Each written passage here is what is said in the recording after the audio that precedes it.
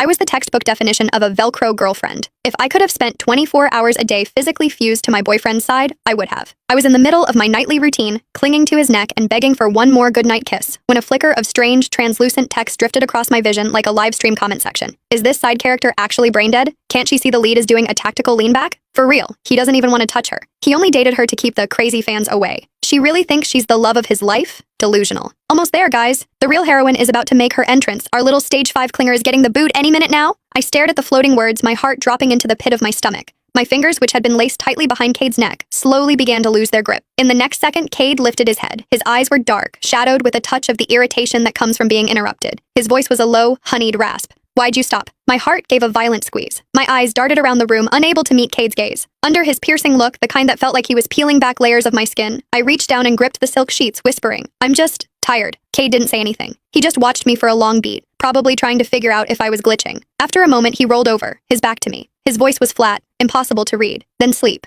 Staring at the broad, cold expanse of his back, I felt like I'd just swallowed a mouthful of ash. It was bitter and suffocating. I sat up and clicked off the lamp. As I lay back down in the dark, the words from that comment kept looping in my brain. I shifted toward the very edge of the mattress, leaving a vast, empty canyon of space between us. I did my absolute best to stay as far away from Cade as possible. I didn't dare press against him like a heat-seeking missile the way I usually did. Maybe if I stop being so much, I thought, he'll hate me a little less. In the silence, I heard his steady, rhythmic breathing, but my mind was miles away. To be honest, it wasn't like I hadn't noticed. I wasn't that blind. Cade had always been lukewarm. Whenever I tried to get close, I felt that split second of tension in his frame, a subtle rigidity. But I loved him so much it made me stupid. I wanted to be his shadow, his accessory, his constant. Cade never complained out loud. But looking back, those tiny furrows between his brows, the way his jaw tightened, they were all flashing red lights. He didn't want this. I'd just been playing dumb. I'd lied and told him I was scared to live alone just so I could move into his place. Then I'd pushed for more, invading his bedroom until I was a permanent fixture, wrapping my limbs around him every night like an octopus. He hadn't kicked me out, sure, but his first instinct was always to resist. I'd just been so desperate to be with him that I'd filtered out the truth.